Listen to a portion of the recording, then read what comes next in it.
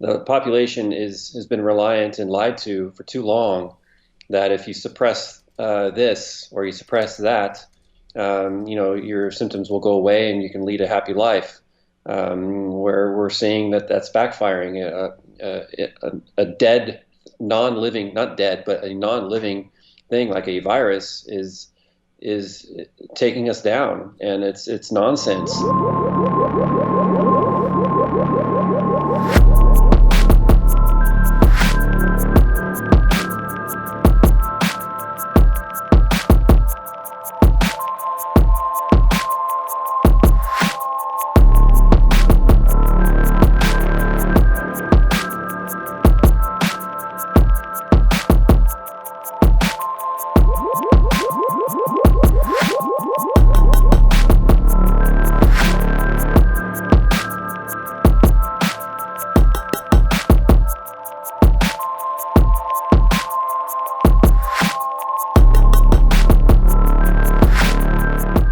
Hello, everyone. It's Josh Trent. We're here with an exceptionally special guest, Dr. Ben Lynch, on the podcast today. We're going to talk about the truth of not only his book, Dirty Genes, which is utterly fascinating, a breakthrough program to really look at the root cause of illness, but we're also going to get his medical expertise on the truth about the COVID and wearing masks and asymptomatic conditions.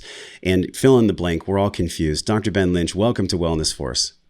Awesome to be here, Trent. It's been a while since you and I have seen each other, and it's good to be working together. Yeah, I got the privilege of being at the home, and Mike Mutzel from High Intensity Health, he's been on the show, so people know his work. It's great we get connected through people in the community we trust, and that's really the lens and the ethos of our connection and what we're talking about today, the truth behind what's really happening for us here. And I say for us, Ben, because there's a lot of people that consider this to be a crisis that's happening to us.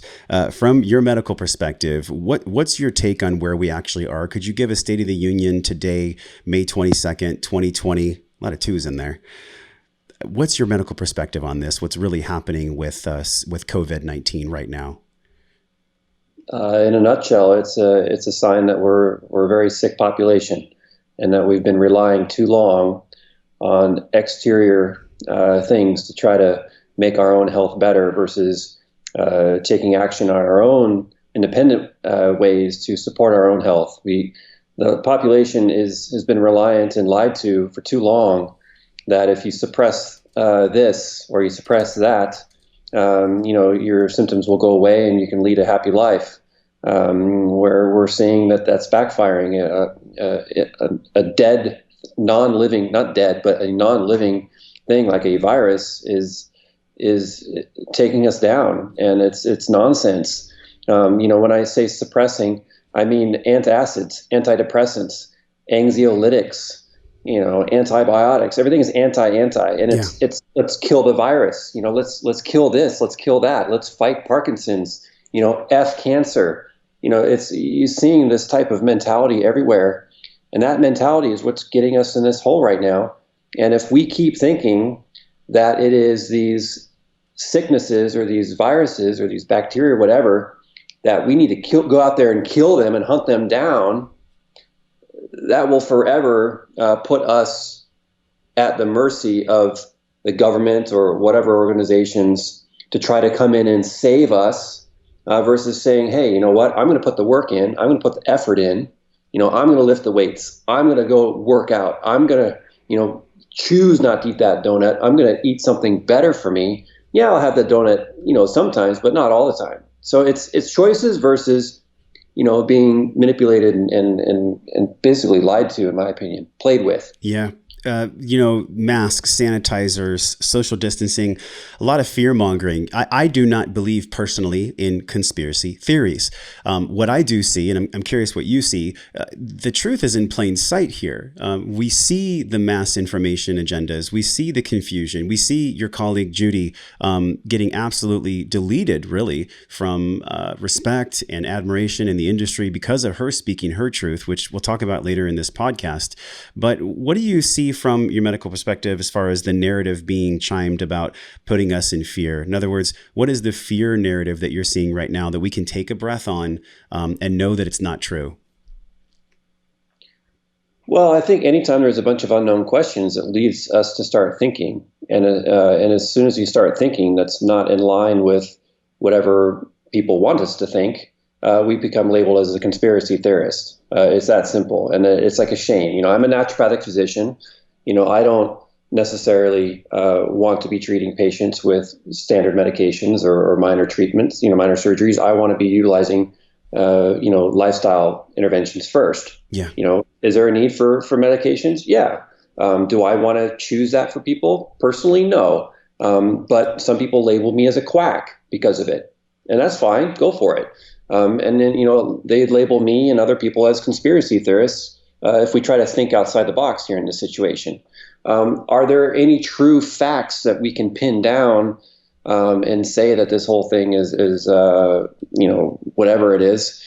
I don't sit here and dig on the internet, about the PCR testing is proving that it's not, what it is, or Yes. We do this type of testing and it's proving that this, or digging on Fauci or digging on Judy Mikovits or, digging on Trump. That's not my specialty.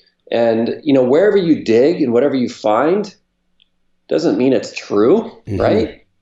So I think let's just back up for a second and just think big picture. Why now? Right? Yeah. Why now? Yeah. Why coronavirus? Why now? And why not influenza or H1N1? Why not, measles? They try to do with measles, the Disneyland outbreak. If you look back in history of not too far away, Disneyland and mandating vaccines around different states and trying to push those through. And, to me, it's all about control. And anytime you instill fear in a population, that removes thinking. Yeah. And so if you instill fear along with protocol, then you get submission. And I'm going to throw a real curveball here right now, and some people are going to just blast me for it, but that's fine. Look at the Nazis, Nazi Germany. Okay, the Holocaust was a big deal. Some people don't believe the Holocaust was real. Some people, do. And I was there. I looked at, I visited Birkenau in Auschwitz in the winter. I was basically the only one on a 600-acre campus. If you want to call it a campus, a camp. It was horrible. What I found was the Nazis kept meticulous records of every individual that, was a prisoner of theirs. Weight, height, how much they worked, what they did, how much, all these different things, all a bunch of statistics. And why was that? Because the busier that the Nazis made their soldiers, the more they could remove from how awful what they were doing to the Jews, was happening. Yeah. By removing thinking, but by doing certain things, by wearing masks and following protocol, thinking is now out the window. So to me, it's all about control, honestly. Yeah. And I don't think you're really sharing information that people are going to get upset about that are here with us on Wellness Force. We've had Dr. Zach Bush with over 250,000 people getting touched by his message. We had Greg Anderson, the police officer who was fired from his position just yesterday on Wellness Force because he said, hey, these laws we're enforcing are unconstitutional. This isn't about conspiracy theory or actually drumming up fear.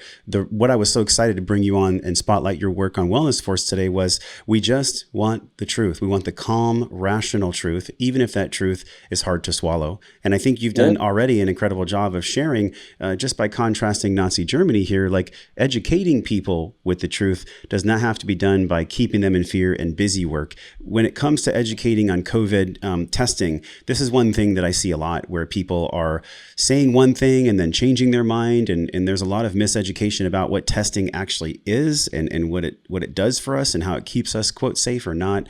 Can you unpack from your medical perspective the antibody, the PCR, and the actual testing that really matters for us right now? I can't, but I'll share what I do know. And, I've been asked this question a lot, and I haven't dove into it. One, because it's boring to me. And two, That's honest. I don't know. Yeah, and I don't know. if I'm going to read something that I'll truly understand, and I'll give misinformation. And I really try to stay in my wheelhouse because I don't want to be perpetuating misinformation on the internet because there's already so much of it. Yeah. But what I will say is, the nasopharyngeal swab, the coronavirus test where they actually stick that long Q-tip, through your nose, in through your sinuses, all the way back down here. I had it done. And, and people shame me for that. And I was like, why are you shaming me for getting tested? Because asymptomatic individuals can be carrying this thing like typhoid Mary, right? And spreading the coronavirus. And so I felt, that I should be tested. And, because I had my wife's in-laws, or my wife's parents, my in-laws here, who are in their 70s, and one of which is a post-cancer survivor, both healthy, but still, upper tier, and glutathione levels not necessarily the best. So I did the antibody test, or the actual COVID nasopharyngeal swab, and I was negative. Was that PCR? I think it was. I'm hearing things that's not necessarily the best, but I'm not going to talk about that. I don't know. And then there's the antibody test. And anytime there's a monetary advantage, or, in a capitalistic society like United States, and I'm not bashing capitalism by any means. I just believe it should be done in a certain way and in the right way. Right? It can be used for harm or for heal. Yeah, right. So the antibody testing, I did it with US Biotech for my company and my team members. And we've done half the team so far. Everybody has come back negative. And that's IgM and IgG. I did the, what did I do? I think I did LabCorp. I did LabCorp, and I still need to make an online account to look at my results. It's interesting that I give my phone number and my email to contact me when the results are in. Haven't heard a word. So if I was positive, I probably would have heard something, right? So what does it mean if your IgM comes back positive for the COVID-19? There's IgM and IgG. So IgM is you have a more current infection with the coronavirus, but it could be any type of coronavirus. It's not just COVID-19. In fact, it could be not even COVID-19. So does antibody testing really provide benefit to know? In short, we don't know. In a longer answer, possibly since it's in the family of the coronavirus, maybe there is some benefit if you have the antibodies, the IgM, IgG, especially the IgG, because the IgG antibodies are the more long-term antibodies, which means that your body has a imprinted memory of that specific coronavirus, and actually not so specific, a imprinted memory of a coronavirus, and when it sees one, it'll mount an attack way faster. But does that mean that you're protected against the coronavirus? We don't know. But if you look at the H1N1 vaccine that we are pushed with, get a free donut if you get the flu shot signs everywhere that you see. Mm-hmm. Those are crazy. Mm-hmm. So that's from what I'm reading. They did I think it was a meta-analysis of 60,000 people. I'm remembering the summary here. It did not prevent the spread of the influenza. It did not prevent infection of the influenza. All it did was shorten the duration of the sickness, and it did not prevent the severity of the infection. So you step back and ask, well, what in the hell do I need it for if it just shortens the duration? That's a good question. To me, the antibody testing, I ran out and did it. I think I did it because I wanted to wave the flag and say, look, I have antibodies. Mm-hmm. And it slapped me in the face because I most likely don't.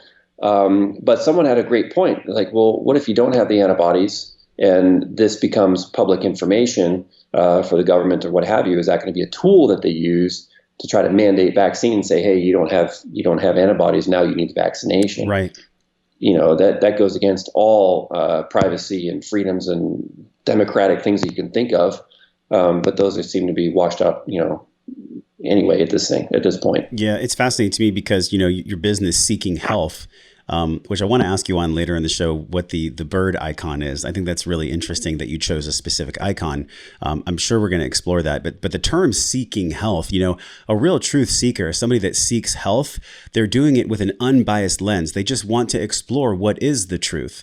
And this is why I've respected your work ever since Mike introduced us, because you really take this approach of let's take our time with this. Let's use the Socratic and scientific method to understand the epidemiological studies and to really dig into the paperwork. There is hundreds of videos on your Facebook page, which we're going to link right now so people can go check it out. From the research that you're seeing, what is it about our microbiome and our disconnection from the microbiome's health that is actually the thing driving people to be more susceptible to any virus, let alone COVID-19? Where's that disconnection right now?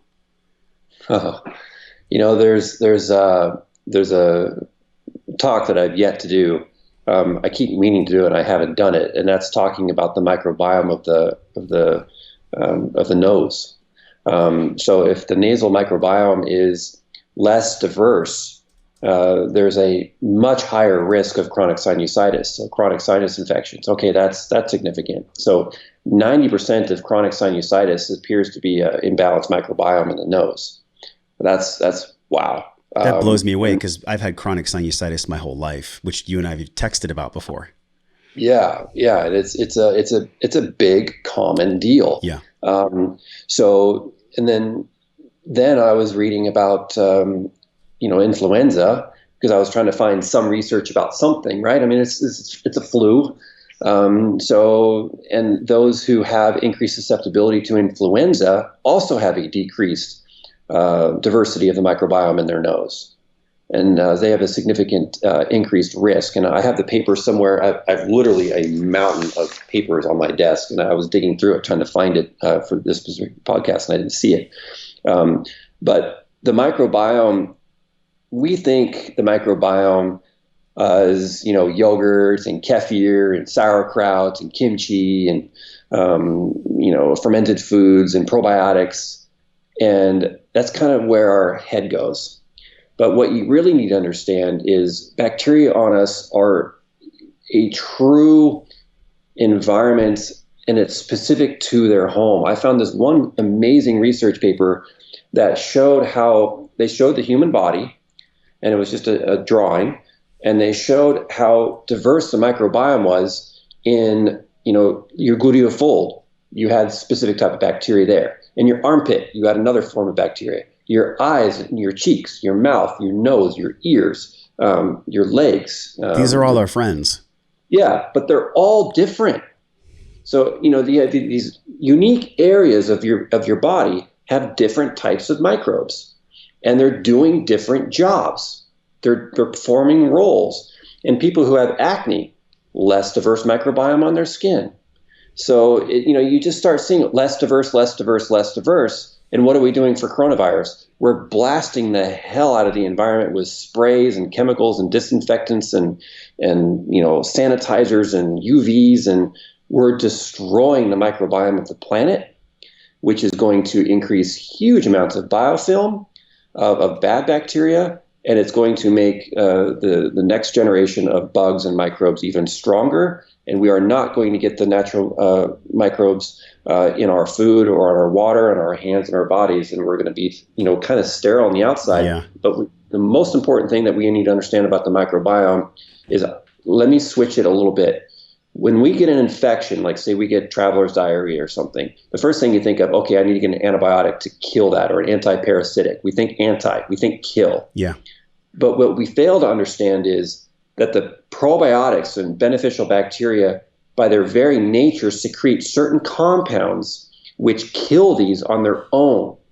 And they also build a fence and a surrounding of protection that prevents the binding of these types of infections and these parasitic and pathogenic issues.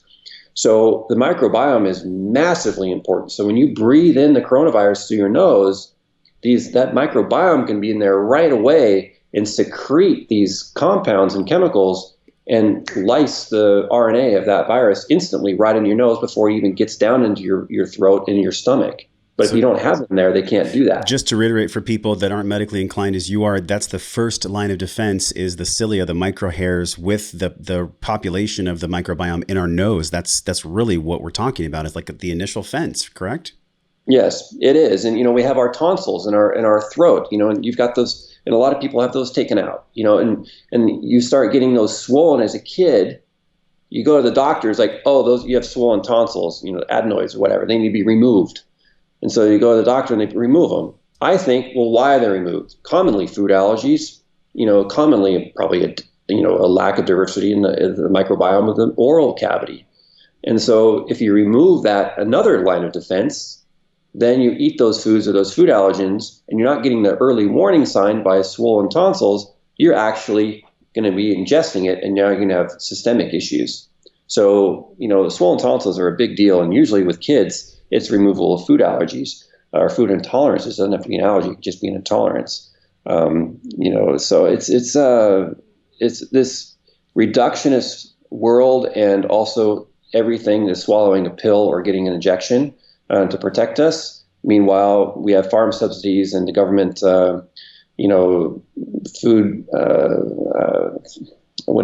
food stamps allowing people to buy Coca-Cola and Sure. processed foods. And, I don't like using the word allowing, but, why not encourage the use in spending the money on eggs or beans or salads, right? Yeah. I can remember I actually grew up in the 1980s on welfare. So we're talking like Kick cereal, government cheese, like no real healthy foods. It's interesting to me that you brought up something really behind the scenes, where we're talking about the policies and the governmental institutions and really the way we've been living and treating our earth and our brothers and sisters. This is actually where the virus, quote, is coming from. This is really what we're talking about. Exactly. It takes a long time for something like this to rear its ugly head, because Mother Nature is very, very resilient.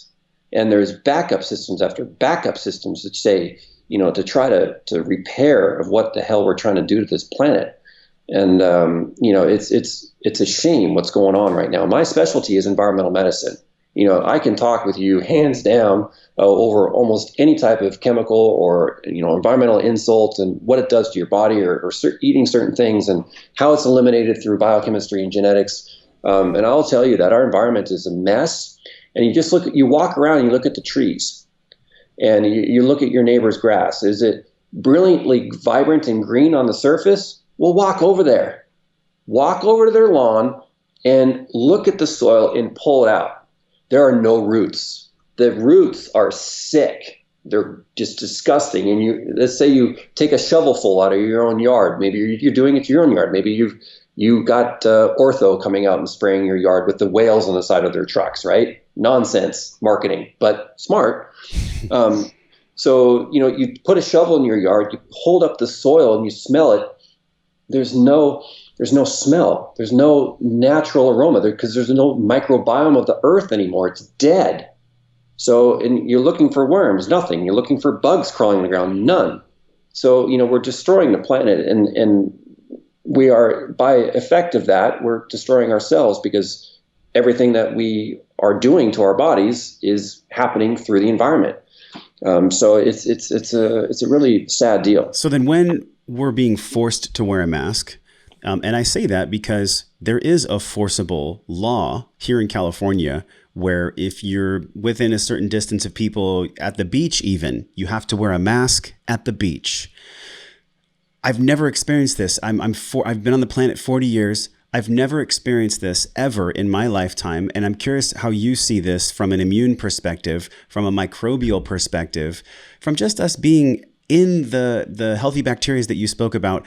Is that actually hurting us to wear these masks so much? Oh, I'm 100% confident it's hurting us, for sure. And it's just a tool. It's a tool used by the government to maintain the fear and the submission. So that's how I look at it. I had a dentist appointment earlier this week, my biological dentist here in Seattle, and I walked in there and they're all just gowned up and geared up, and it's just ridiculous, like a war zone. They're like, you need to wear a mask. And I said, well, I'm healthy. I've been tested of antibody testing. I've got COVID testing, and I take care of my health. I'm fine. She's like, no, by law, you need to wear it in our building. So not to piss them off or get them in trouble, I put it on. Yeah. I said, well, your masks here, these are worthless, by the way, because they're not N95. And research shows that if it's not N95, if I cough or speak, these masks are going to do nothing for the person that's standing next to me. And the guy looks at me. Another customer of theirs, a patient, looks at me and he goes, well, it's going to protect me from your cough. I was like, no, it's not. And why isn't it from a medical view? It's the size of the holes in the masks are not sufficient. Viruses are tiny, and it's not sealed everywhere. It's going to blow out. Why it might not be completely straight, maybe you'll minimize a little bit of it. The pores and the masks are not sufficient. And again, I'm not a mask expert. I haven't focused on this. I did ask Judy Mikovits about it. And Judy goes, hell no, I'm not wearing a mask. And this is on my Facebook, the interview that I did with her at 10 o'clock at night. I just gave her a buzz real quick and turned it into a Facebook Live. I said, hey, can we record our phone call? She said, sure. Yeah. She goes, look, my husband is COPD, and he cannot wear that mask. And we have a label on his chest saying that he has COPD, and he's, a mask will kill him. So, and she goes, all you're doing is exhaling and re-inhaling the old toxic air. I mean, exhaling is waste. It's a waste product. It's waste gas. And so, when we breathe solvents too, and we exhale solvents. So in solvents are these compounds like gasoline and a bunch of other things that you cannot see, but we exhale them. And you smell people's breath sometimes, right? It smells kind of like ammonia or acetone. Especially if they're keto. Yeah, right. Yeah. And they're re-inhaling that back in again.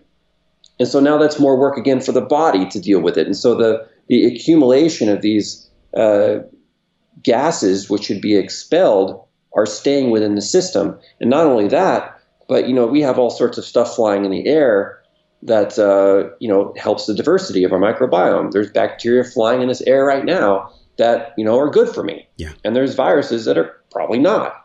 I can't go into full on detail on scientific. I'm not your guy for that. But from a naturopathic perspective, nothing on this planet should be wearing a mask. We have our own immune defenses. We should have a diverse microbiome in our nose and our mouth and, in everywhere else.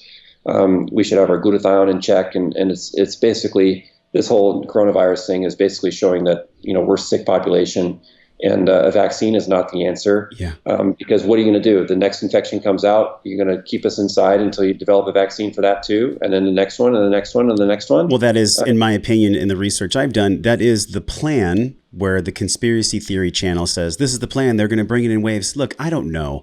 The reality is we don't really know what's going on from a control perspective. But what I do feel, and especially when we look at the Model Health Show with Sean Stevenson and Mike Mutzel from High Intensity Health, and many of my colleagues in this space, they're all bringing on the best of the best like yourself to talk about the truth right now. And the truth is, in the absence of facts, of hardcore facts, and in the presence of doubt, where do we go? Where do we look for the truth? I think we're all feeling this connection to our heart, to our own decision-making faculty. We're being forced to make our own decisions instead of just drink from the well that's poisoned.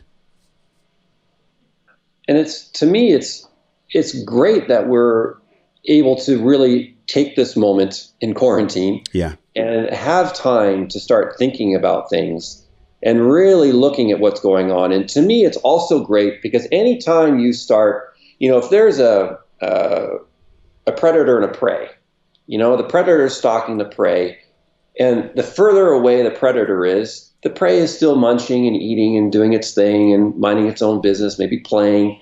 Predator gets closer, prey might stop eating for a little bit. Look, sees that the predator is still there, not moving. Prey starts doing its thing again, and then the predator gets closer and closer, and then finally it might get right on top of the prey, and the prey gets backed up in the corner, and it starts fighting like a mad dog, and it goes off. So to me, I think this is a blessing. Yeah. because it's pissing off the world, not just the American public. This quarantine thing is pissing off the world, and it's causing a lot of people to really stop, look, listen, think, and really start understanding what in the hell is going on in a big way. And look, it's not hidden.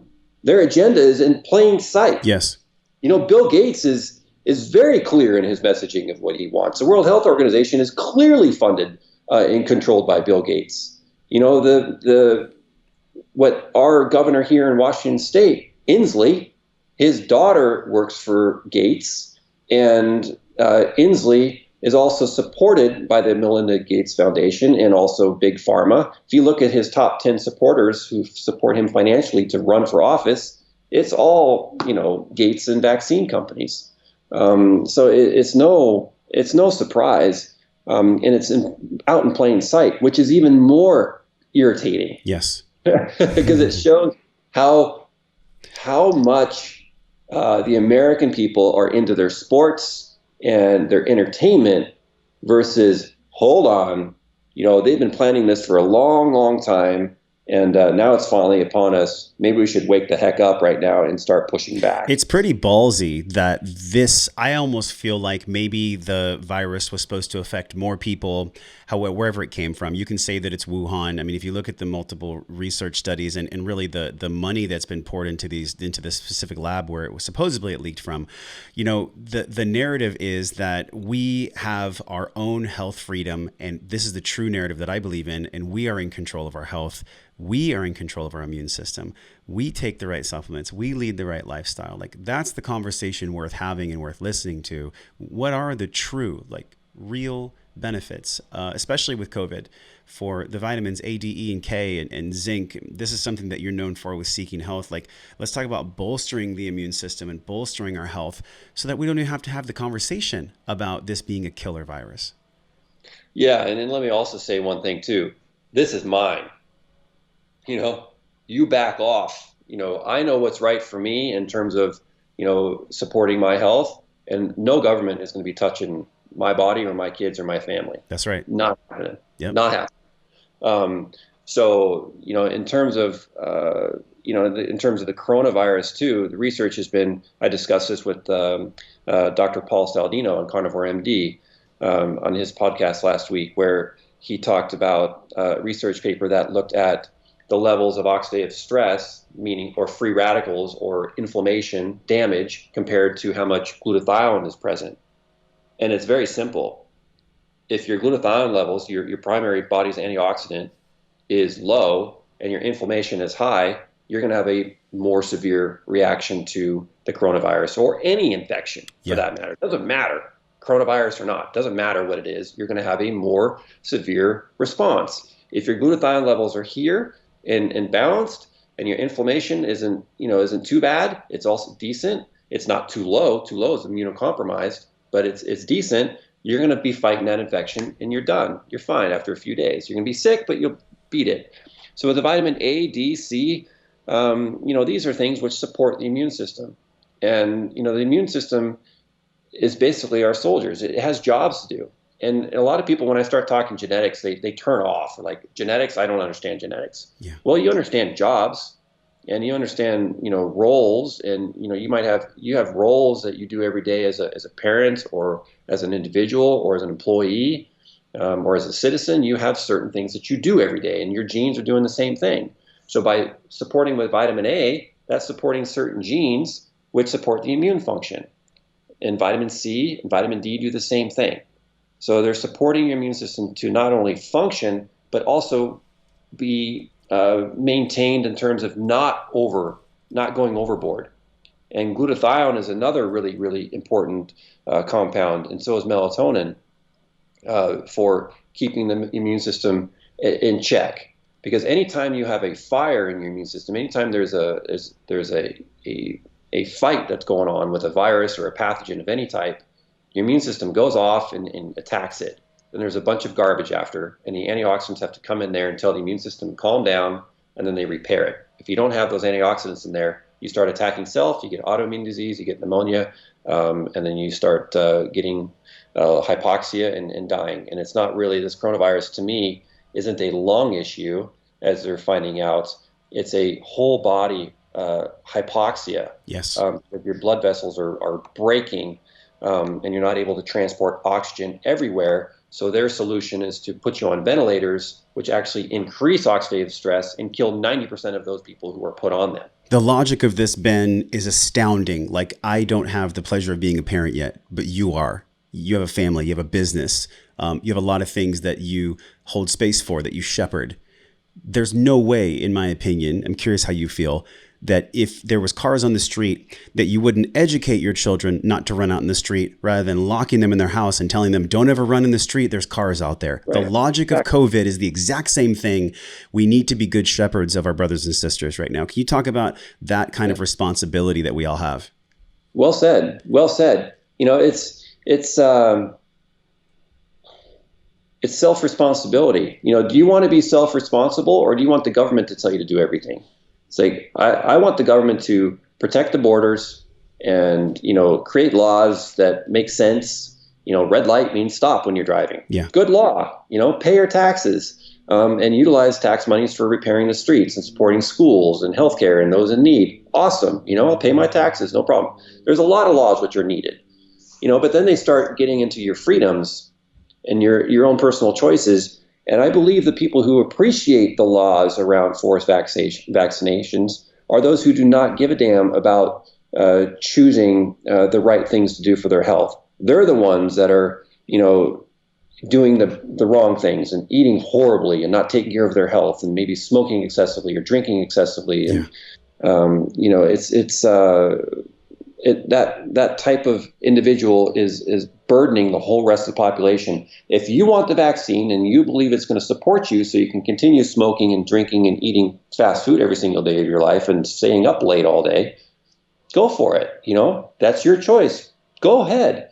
For those of us who are really dialed in with nutrition and clean environments, and having our donuts and drinking alcohol at times, but we know how to mitigate it and support that, we don't want the vaccine. And that should be our choice too. I don't force anyone to be a Catholic or a Muslim or a Buddhist or an atheist. It's the same thing. So anytime you start messing with some people's belief systems and mandating it by a government organization, piss off. That's right. I there's so much here to unpack, and I do want to spend some time on dirty jeans and putting our health in our hands and seeking health. Do you want to be self-responsible and rely on the government for everything? Like, where's the line when it comes to our own health? That's really the conversation we're having right here. And that line is about your decision. It comes down to decision. Am I going to have the health practices that'll imbue my greatest health? Or am I going to sit back, not necessarily lead a life of purpose, not necessarily be an engaged member of my community, not be a shepherd of my family, my business, and my brothers and sisters? That's the real question. And in a way, you talked about it earlier. This is something we get to be grateful for. I'm not grateful that people die. People dying is incredibly sad. People at risk for morbidity is incredibly sad. But there's also a big question for us here, and I'm curious how you feel about the answer. Where is that line? Where is that line that we can never have it crossed when people tell us how we should be running our own health, our families, and our lives? Anytime it enters the human body, or at any time it has anything to do with impacting the biochemistry of the human body. I would go so far as to say, the FDA and, the organizations that, monitor chemicals in the environment, I think it's atrocious that phthalates are on the market still today. I think it's atrocious that fluoroquinolone drugs are still on the market today. I think that's a shame, and I think they crossed the line. They crossed the line because of corporate benefits, and the lobbyists behind those chemicals and drugs are huge. And so, I think the government needs to stop being influenced by corporations. It's that simple. But the day that the Obama administration and the Supreme Court, was basically the Supreme Court, voted against campaign finance reform, we all lost. Can you share about that a little bit more? Yeah. So when I voted for Obama when he ran, and I was all excited for him, and I was excited for the nation, and the first thing I did was see who he was going to pick for Secretary of Agriculture. And he had two choices. He had the head of, former head of Monsanto, or he had the former head of the Organic Consumers Association or some type of organics entity. And I was like, come on, man, make the right choice. Yeah. Come on. Yeah. He made the wrong choice. He made the choice that benefited him. And, he picked the Monsanto person, and I was pissed. I couldn't stand him ever since after that. I didn't care what he did. I was pissed. And then his wife made a little organic yard at the White House, in saying that the White House had the first organic vegetable garden. She's out there with her white gloves and a little tiny shovel digging a tomato. And I was like, screw you. There's so much humor in bold actions like that. Yeah. So it's, we're being lied to on a massive scale, and that's a perfect thing. So here I was following who he's going to pick for his cabinet, major decision, global decision, right? And yet here she is making a symbol in a 8x10 plot that's going to make no impact on the planet at all. And then you look at campaign finance reform. What's that? My political understanding is pretty garbage. But what I will say is it would limit the amount of influence corporations could give towards government officials, and so they could not be receiving huge amounts of money in order to make decisions and to create policy. And to me, that would have made a huge difference in our elected officials, because now the elected officials would be on a more even playing field. Because they'd be restricted on how much money would come in. I mean, Seattle years ago tried to ban plastic bags, and huge amounts of money came in from the plastic bag manufacturers to kill that. Oh, so Dr. Ben Lynch for president. I mean, honestly, man, like the way in which you speak about the underpinnings of the surface of what's happening is so brilliant. Like, listen to this, share this podcast right now with someone that is having confusion about what's really going on. Please, like, we're really just wanting the truth here, not only about COVID, but also like, how do we take the health into our hands? One of the things I love about your brand is this phrase seeking health. And there's a bird there. What kind of bird? What's the story with seeking health? Yeah. So as you pointed out, seeking health is basically it's the name of our company, but it's something that you can never stop seeking. Here we are talking about we have to kill the coronavirus. This is a perfect example of what seeking health isn't. So killing the coronavirus and creating a vaccine is the cure. We cannot open the doors and stop quarantine until we have the cure for the coronavirus and have a vaccine. That is opposite of seeking health. That's completely the opposite. That is absolutely so reductionist thinking. And that's where the medical paradigm is right now. And look, medical doctors are pissed off too. The MDs are pissed. They didn't sign up to be a doctor to be living this either. They want to support their patients. That's why they became MDs. Yeah. So it's not the MD's fault. So, seeking health is basically, it's a continuous search for optimization of the human body or self. And that's why a lot of our supplements are called optimal this and optimal that. And it's because we're truly trying to optimize your health and your performance. And when the supplement is defined as to add to or enhance. So you cannot expect that any supplement is going to be able to completely mitigate or remove the damage done by your staying up routinely at night, or eating hot dogs for breakfast, lunch, and dinner, or eating, or drinking a bunch of alcohol. And, you take supplements to add to your healthy lifestyle. And when you make decisions that are, you have some drinks or you stay up late in the party, that's cool. Have fun. Yes. They take supplements to neutralize those not bad decisions, but just dirtier behaviors on your genes. And then the bird, the logo of Seeking Health, is a hummingbird. And hummingbirds to me are fascinating because they're tiny and they can hover in midair. They're beautiful. They're super colorful and vibrant. Everybody stops and looks at them. And they're seeking the most beautiful and purest thing in the world, which is basically nectar from flowers.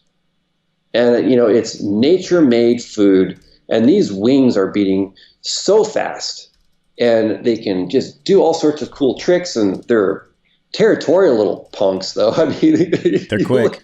Yeah. yeah, but Yeah. they're aggressive at each other. So I don't like that aspect about hummingbirds, but it's just cool that they seek out nectar from flowers, and they're very, very fast. They're very beautiful. They're very stunning, and you always stop and look and appreciate them.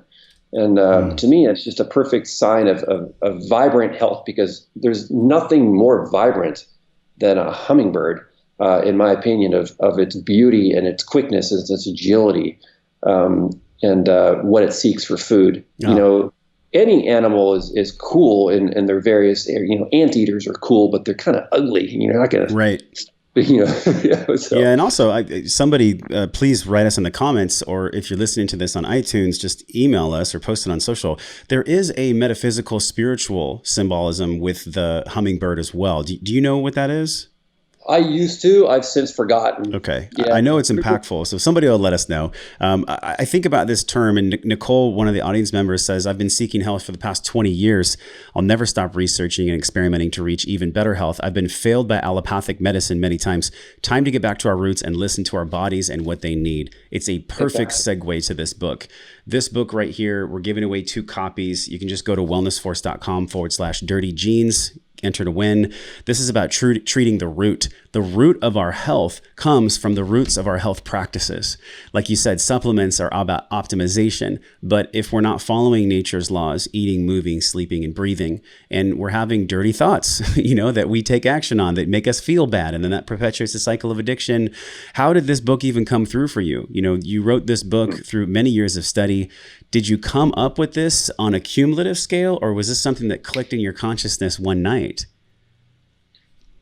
Well, Josh, can I hold it before I answer that question? Would you be cool if I gave you 20 books? We shipped you 20 books to give away? Let's do it. I would be super grateful.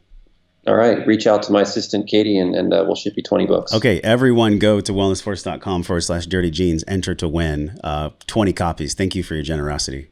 Yeah, my pleasure. Yeah. So the concept of dirty genes was very slowly brewing over many, many, many years. Life is a journey. Somebody asked me a few years ago if there's anything that I regretted in my business decisions, and I sat there for a moment, and I really thought about it, and I said no. I don't regret any business decision that I've had, because those bad decisions that I had created enough pain to figure out a potential solution and taught me to go in a different direction. So no, it's important to have those things, and dirty genes is these life decisions that we make, and we make a decision of eating a donut or smoking a cigarette or staying up late or using our phone with Wi-Fi or seeing a green, blue light and bright screen at night and preventing us from sleeping. And we're making all these decisions, and we're being affected in our life with various symptoms of rhinitis or headaches or irritability or depression or just fatigue, but we don't understand why it's what's happening, but these common everyday ailments. So for me, dirty genes is basically a culmination of all the things that I've learned of how our genes function, what makes them function the best, what prevents them from functioning, and how to optimize their functioning through other things, not just nutrients or lifestyle behaviors, but targeted supplementation and genetic variations and so on. So dirty genes is a culmination of all these things. So when you're reading the book, you'll understand that, God, when I drink red wine and cheese and I get irritable and I get nosebleeds, maybe if I drink way too much, or I get headaches and I can't fall asleep at night. And I learned that sulfites and histamines, I know the genes that are involved, and I can take these various supplements or drink these certain types of wines, and I'll be better than these ones. And you can still enjoy your wine. You can still have that, that gathering, that social gathering, and have the wine and not get those painful symptoms. So that's what Dirty Genes allows you to do, is it gives you the tools to understand of those common everyday things that you're struggling with, but it gives you the biochemistry behind all of these common things, and it gives you the tools to neutralize them. And I will say, Josh, that when I started writing the book, before I even started writing, the editor and my agent was really pushing me to name the book The 7 Deadly Genes. And I was like, why do you want to call it that? She goes, well, you'll get lots of press. I was like, yeah, fear is what you see in the press. That's true. But, I'm against fear. This is genetics. There's a lot of fear behind genetics. I'm trying to write a book that is actually removing the fear of genetic testing and genetics in general. And I'm trying to empower people that they are in control of the majority of their genes, obviously not hair color, eye color, or skin color, but how you're thinking and how you're feeling. A lot of those types of genes you are in control of. And I want to empower people about that. And so, I said, genes get, altered in their function. And I remember to this day, Rachel goes, dirty genes. She kind of interrupted me. She goes, dirty genes. And she was my writer. And I said, what? She goes, dirty genes. I said, wow, that's brilliant. Yes. She goes, yeah, you can make lifestyle decisions, which makes your genes dirty, but you can throw them in the wash by, fasting or not eating, garbage food, or taking a sauna, or drinking filtered water, or breathing filtered air, or being around people that love and support you versus toxic people. You can clean your genes and bathe them with that. And now you got your genes clean. I was like, God. Oh, that's the breakthrough moment right there. We're gonna talk more about dirty genes right now. Crystal actually gave us the spiritual meaning of the hummingbird: enjoyment in life, being present, independence, lifting up, being resilient, and also Lanny says hummingbirds are seen as healers and bringers of love. That's pretty cool, man. That definitely resonates. When I look at this concept of washing, if we don't sleep enough, then all the chemicals in our brain don't get washed. I forget the actual chemical, but our brains wash themselves at night. When we look at our genes, what are the common dysfunctions here? When we look at how to even overcome the genetic dysfunctions, how do we first even identify symptoms of having dirty genes? Any symptom that you have, or sign that you have, any irregularity that is not optimal, is a dirty gene. If you have a mosquito bites you and you have this huge welt on your arm or your leg, not just a little itch or a little bump, it's like this big welt, that there's a dirty gene involved. If there's a policeman or a policewoman who's driving behind you and you see them and you get all stressed out, and then they pass you and you stay stressed out for like 3 hours after, and you still can't let that go, or you get in an argument with someone, those are dirty genes. You should be able to, bring in the stress, let it go. Bring it in. It should, oceans and waves. It should come and go. Mosquito bites you, histamine comes in, it should go away. If you scratch your arm like this, I scratch myself quite hard. I don't have any red lines. My histamine's pretty good. Okay, that's a quick test that you can do. And I actually hurt myself a little bit scratching too hard. But any sign or symptom that you had is a dirty gene. Yeah. And so if you are struggling with depression or anxiety, you are not a depressed person. You don't say, I am depressed, or I am autistic, or I am, bipolar. No, you are whoever you are, whatever name you are, whatever your parents named you, whatever name you chose, that's who you are. And a condition that you have is basically just dirty genes. And a lot of these things can be washed. And, diabetic type 2, easily fixed, completely reversible. Type 1, different story. Yeah. Early on, possibly. Later on, maybe not, maybe, depends. Dr. Jody Stanislaw is amazing with diabetes type 1. You should bring her on at some point. She's an amazing person with type 1 diabetes. And the cool thing is, once you read the book, or as you're reading the book, there'll be a sentence in there or a paragraph, and you're like, oh my God, that's me. Yeah. I've been struggling for 20 years. Yes. That's when you take the book, you don't read anymore, you put it down, and you go implement what I suggested. You don't read the rest. If something really hits you, that's where you put it down. Dirty Genes is not like a book, it's not The Hobbit. Or where you read from cover to cover. This can be a book where it's a guide, and you'll be referencing it the whole rest of your entire life. Yeah, choose your own healing. I think about the power of this book.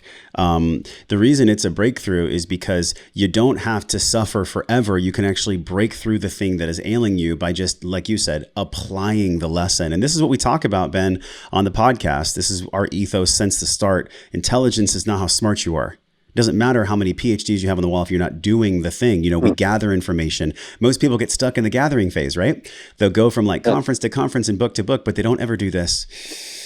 Okay, I'm going to try that. I'm going to do what Dr. Lynch says. I'm going to actually take the supplements. I'm going to adjust my lifestyle. Because on the true curve of intelligence, if we're going to embody the intelligence, if it's going to be in our physical body, we have to apply. There's no way around it. And I think that's really what your message has always been ever since I met you. I mean, when I got to spend time with you and your family, I thought, wow, this is a really healthy family. You walk your talk and you wrote it in a book. What prevents people in your clinical experience and in your media experience?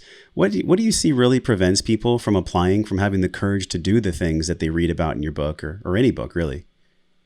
That's a fantastic question. Before I hit that, the book used to be dedicated to, with one sentence, to those who implement what they read. That's who the book was dedicated to.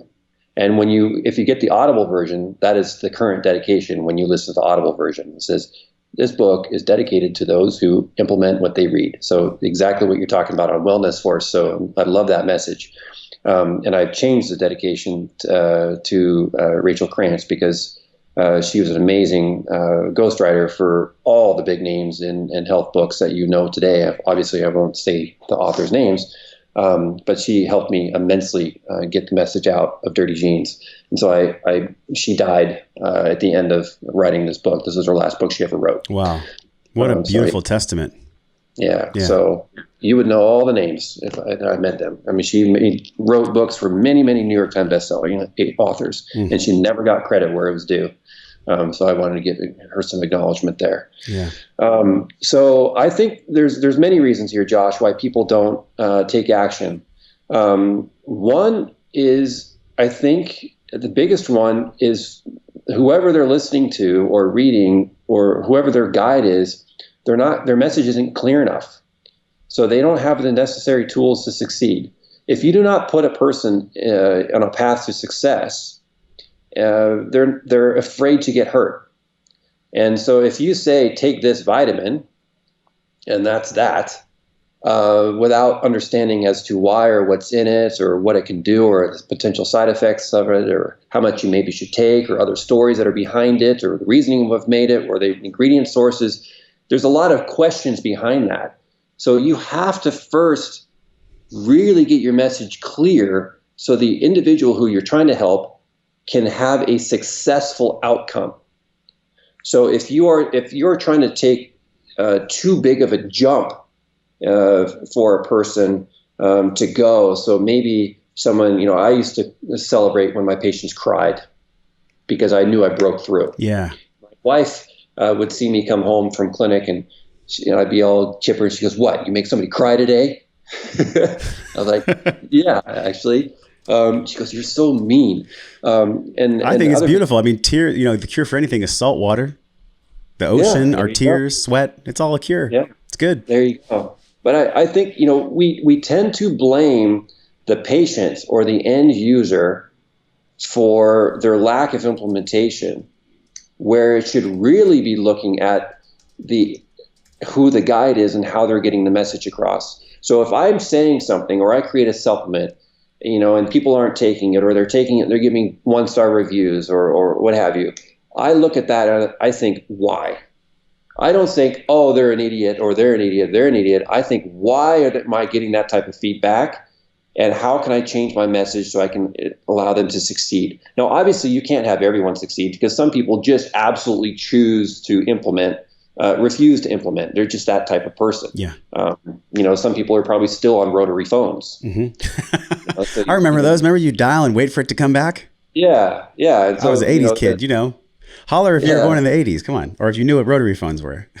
Exactly. Simon Sinek talks about that. The laggards. Yeah. But I always want people to understand first, like the leader eats last. I think that's even a book, right? Yep. But our CEO at Seeking Health has this same type of mindset where, if we have somebody underperforming at Seeking Health, we don't blame them. We first look at, the leadership around them or, the tools that they have to succeed. And if they're inferior or our message wasn't clear, which is usually the problem, we change that up. So I really want to empower people that, if you are having a difficult time implementing what your doctor is telling you or what have you, I think you're just by nature, you've been hurt before, Yeah. and you're afraid to take that next step. And so by reading Dirty Genes or taking smaller steps and experiencing success, that's the key. And Tony Robbins talks about this. It's a success mill. He has this little diagram that he drew. Whereas if you take a little step forward and you experience success, that gives you the confidence you need to take the next step and the next step. Yeah. But if you take one step and maybe too big and you hurt yourself, you're going to recoil back and you'll be afraid to go forward again. So maybe if you're too afraid to try anything, take a smaller step next time, and one that you can be very confident that it's the right decision. Start small. Yeah, I'm so inspired by this because the way that we change our behavior is the same way that we watch plants or children grow. It takes time, and there's a surrender and acceptance to that process. And the wisdom that you talk about and the science that you quote in the book, one of the things that was fascinating to me were people that can't methylate properly.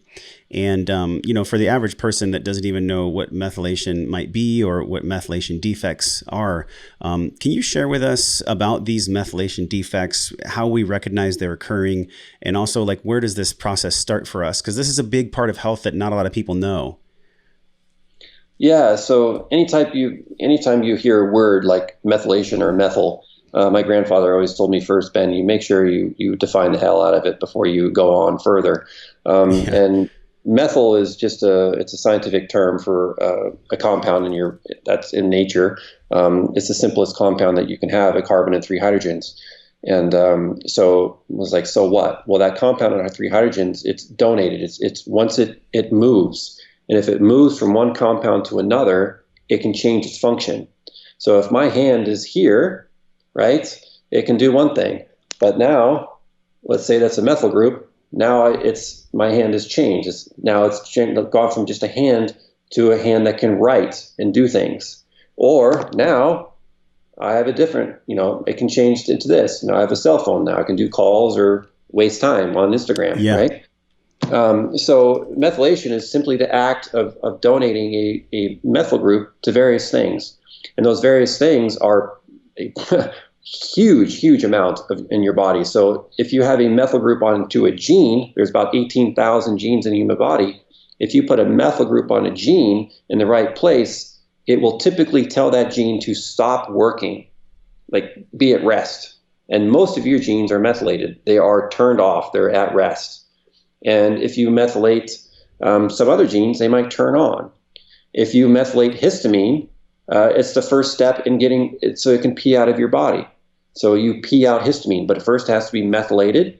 So a compound, as carbon and 3 hydrogens, will attach to a histamine compound. And then after that, it will break down into some other things.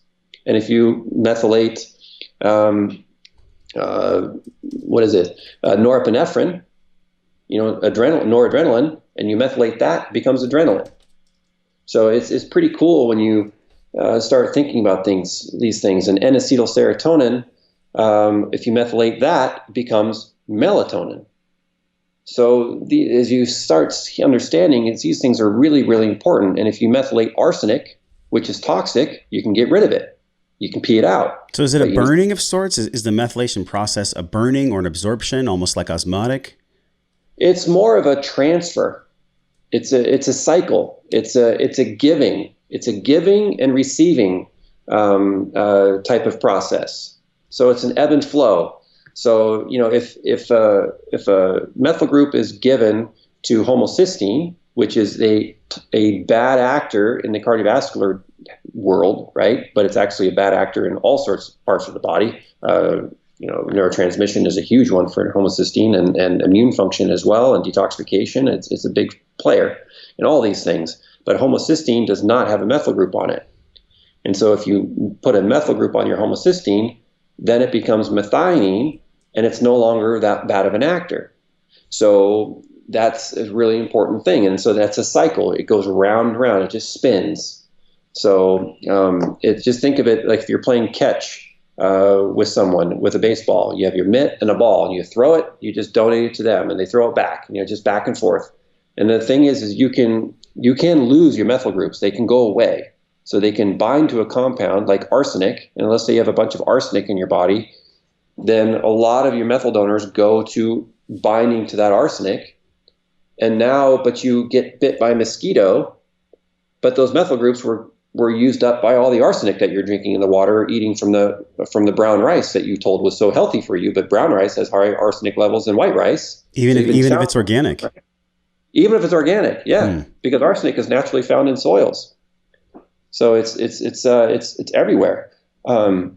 So rice-based supplements are very, very high in arsenic typically. So be careful on those. Interesting. And rice drinks. So if you're eating rice milks or eating rice in general, these can be very high in arsenic. So get your arsenic tested. Do you stay away for yourself and your family from rice? Yeah, we don't eat rice. Period. I mean, my boys will eat it if they go to. There's a restaurant called Mongolian Grill, which they like to go, and they create their own, veggies and stuff, and they put it on the grill, and you can get, organic chicken and what have you, and with olive oil or grapeseed oil, and cook it that way. And it's a very healthy restaurant. But then they have servings of brown rice or white rice, and I don't get the noodles and I don't get the rice. I just get all the veggies and I get the meat. And but boys will be boys, and yes. I don't control what they eat anymore. Yep. Have them make their own decisions. Well, one of the cool things that you not only mentioned in the book, but also in your website is the Super 7. We're not going to have time to go deep dive into all of them, but could you at least voice out what the 7 are, how people can get involved, and what they're actually treating, what they're actually addressing in the body? Yeah. So I was tasked. So when the publisher came to me, and they your book gets bidded on, you create a manuscript, then it gets bidded on by all these different publishers. And once you get accepted by a certain publisher and you approve their conditions, then you get in this whole discussion of what they really, really want from you. So they said, okay, we want you to write a book that discusses 7 genes that you don't need a genetic test for. And it has a menu plan, and it's got dietary things and quizzes and stories and case studies, and it really guides the reader. I was like, wow, that's hardcore. There's 19,000 genes in the human body, and you want me to pick 7. All right. That sounds like an easy task. Yeah. So I was like, well, MTHFR, because everybody wants to know about MTHFR. That was easy. Because I was going to originally write a book just on MTHFR, and I'm so glad I didn't, because it would have been very, very incomplete and would have left a lot of readers not succeeding in their health. So they would have lacked confidence and then not implemented, right? So I'm glad I didn't write that. So MTHFR was one. And then I said, okay, well, histamine is a huge issue in the population. A lot of people have seasonal allergies. A lot of people have food allergies. A lot of people are reactive to things in the environment. A lot of people can't drink red wine. Bug bites are a problem. Eczema, psoriasis, asthma, nosebleeds, headaches, irritability, insomnia. All these are tied up with histamine. Pregnancy issues, pregnancy complication. Almost any pregnancy complication in the world is tied to excessive histamine, which is interesting. So histamine was big, so I picked the DAO one. Gut health, leaky gut, is also tied to histamine. And then I said, okay, I got to get dopamine genes in there, because the depression and anxiety is rampant in the world. So I got to pick COMT in there, because COMT is a gene which helps process dopamine, norepinephrine, and epinephrine. But then you have serotonin, which is also talked about with SSRIs, and a lot of people are taking SSRIs. So I got to talk about that. And sleep is, serotonin for sleep, and melatonin. So that's a big category. And I said, okay, well, I need something for cardiovascular disease, because cardiovascular is rampant in America and the world. So I got to pick a gene for that. And that was nitric oxide synthase. I was like, well, I need a gene for detoxification. I was like, well, I need to do something there. And what's the biggest one there? Because people have, chemical sensitivity. They have inability to detoxify. And maybe they can't sweat very well. We're all exposed to chemicals. I'm an environmental specialist by training. So I said, I've got to have detox in there. So I picked glutathione genes, and I picked 2 on that. So I got 8. I pushed the limit. I get 8. Sometimes you don't listen to the people who are pushing you, right? And then I said, well, we have cell membranes. We have cell membranes on every single part of our human body. And if I don't talk about a major producer of the primary compound in our cell membranes, and I'm doing an injustice in the foundation store health. So I picked PEMT for that, which is also heavily associated with pregnancy complications and gallbladder issues. So I picked PEMT, and I think I hit them all. Yeah, you did. And we have a question too about histamine. Is histamine linked to PCOS?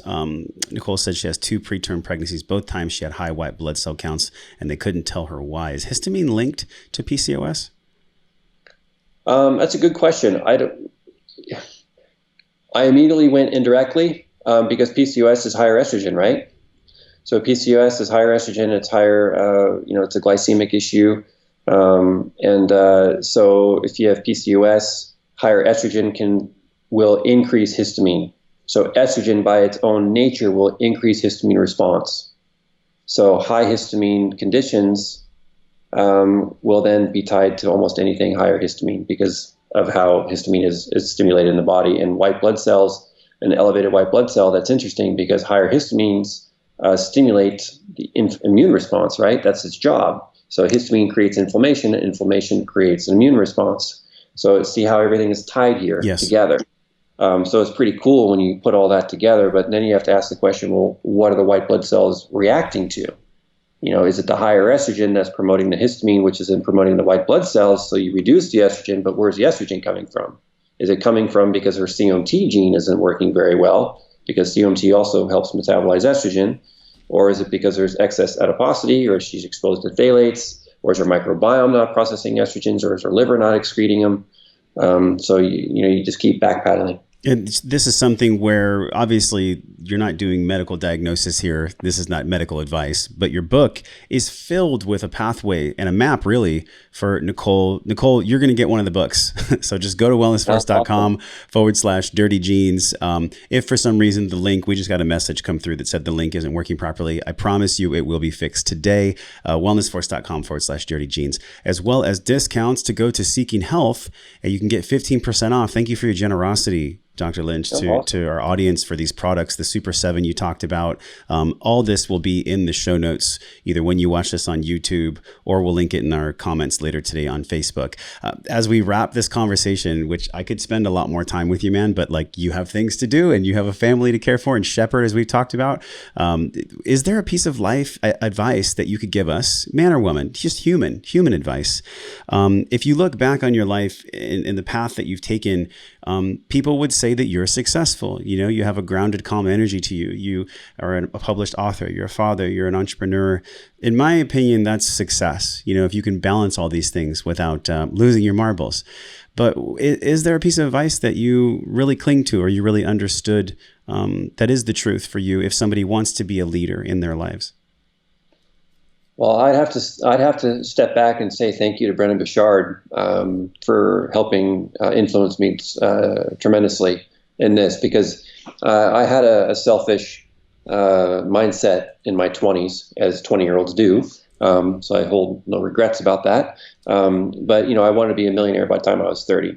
That was my goal, and it's typical for a 20-year-old. But I look back at my early 20s now as being 46. I was like, oh, you naive little punk. And I didn't hit it. I missed it. And I felt like kind of a failure. And then I started listening to Brendan Bouchard, and he was like this skinny little runt from Montana. And I was like, what does this guy know? Yeah. And I was like, oh, he's just going to pitch me on stuff. He's just going to sell me his programs and what have you. But the content he gave was so good. I just would listen and listen and listen. And I got his book, Millionaire Messenger.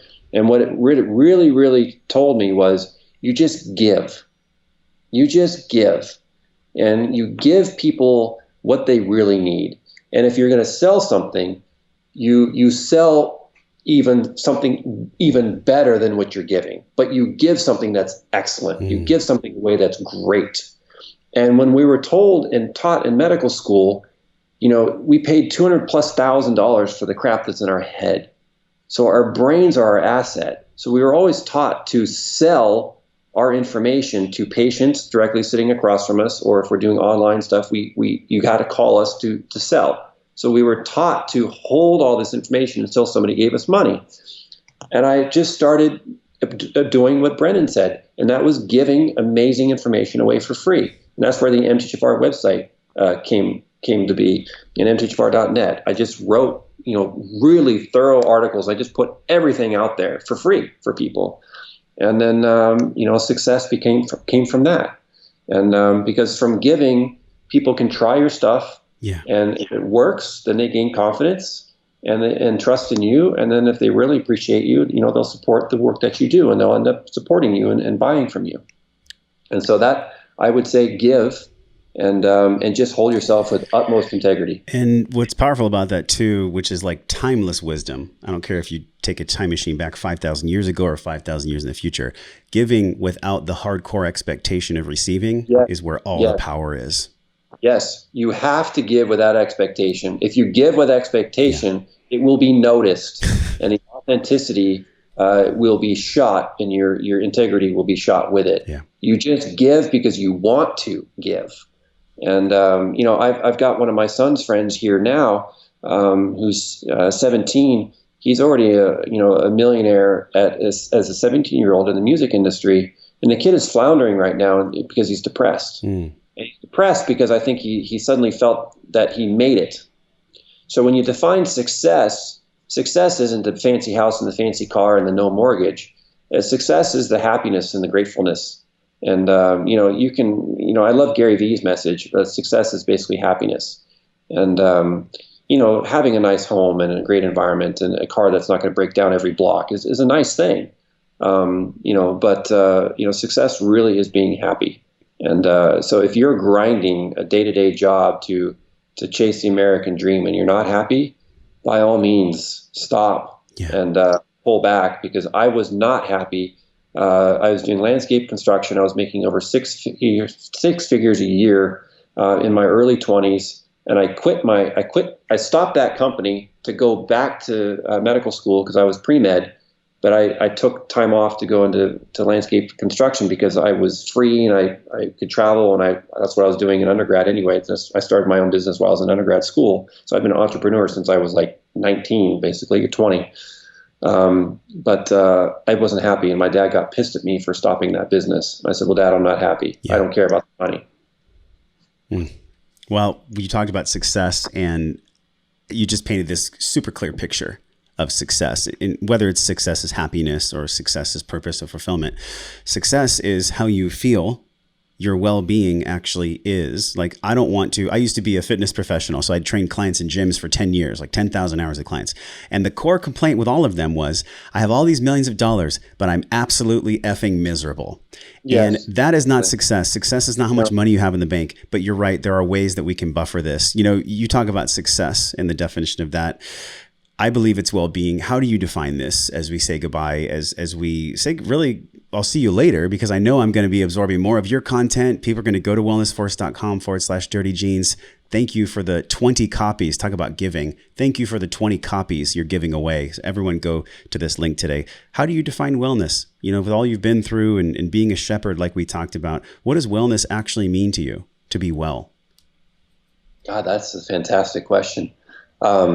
I think the concept of being well is an understanding of how you are responding real time to the environment. I mean, real time. Wellness is not a static thing. It's constantly an ebb and flow. I mean, right now you're listening to us communicate with you, and there's things going on. Are you using Wi-Fi? Are you having a headache right now? If you have a headache right now, are you in tune that maybe you're dehydrated, you need some electrolytes, maybe some glutathione, maybe you need to turn the Wi-Fi off and get Ethernet plugged in your computer? To me, that's wellness. Wellness is an understanding of how the environment is impacting you real time and what you need to do about it in order to correct it and navigate through it. That's wellness. Mic drop. Thank you for coming on the show. People can go to seekinghealth.com. Obviously, you're giving away the copies. So thank you so much, Ben, for being here on the show, man. It's been a true joy to talk with you and honestly just be a spotlight of your message. So do you have any parting guidance, or do you think there's anything we missed when we look at this concept of cleaning our genes, washing them, and also how that pertains to COVID and the truth about that as well? Any parting guidance you can give us? I would just say, let's stop focusing on the virus and turn off the news completely. Just turn it off and don't visit it again. Really, it's not. They're using it as a propaganda tool. Truly, so just turn it off. You're not missing anything. And I would say a lot of people, when they're seeking wellness, is they look to add something to their life. I'm asking you to remove something from your life.